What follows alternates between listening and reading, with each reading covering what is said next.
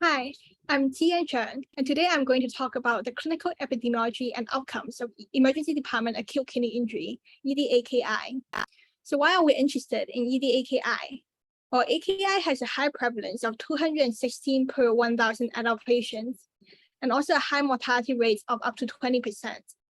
And among patients with community-acquired AKI, over half of them first present to the ED. Well, we've defined EDAKI as any AKI diagnosis made within 24 hours of ED registration. Currently, it's poorly understood with no systematic review.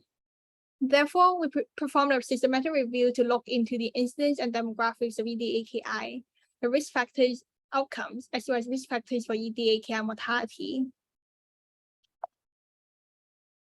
So during our study, we identified 821 records, and eventually only 6 articles met our inclusion criteria. So first, looking at the incidence of EDAKI, it has an incidence of 2 per 100 adult ED attendees, but there's also a high I-squared value of 100%.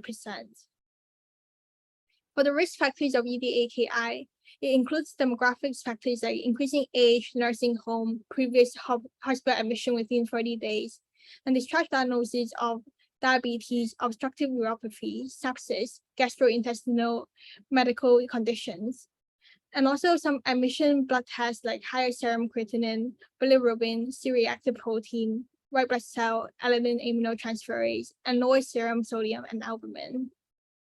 It also includes some premorbid health conditions like poor premorbid renal function, antibiotic use, active malignancy, lung disease, hyperlipidemia, and infection. And EDAKI has a high mortality rate of 4.56% in 24 hours and 35.04% within 1 year. Some risk factors of EDAKI mortality includes increasing age, cardiovascular disease, and malignancy. The key limitation of our study is that there's very few papers that could be identified, since this topic has not been widely studied. Also, there's a high heterogeneity of the EDAKI incidences that can be identified from different studies. There's also no adjusting for confounders in analyzing risk factors for EDAKI and EDAKI mortality. However, this study has shown us that there's actually a very high burden of EDAKI with high incidence and high mortality. And compared to general AKI, EDAKI actually has a higher mortality, and the risk factors are different.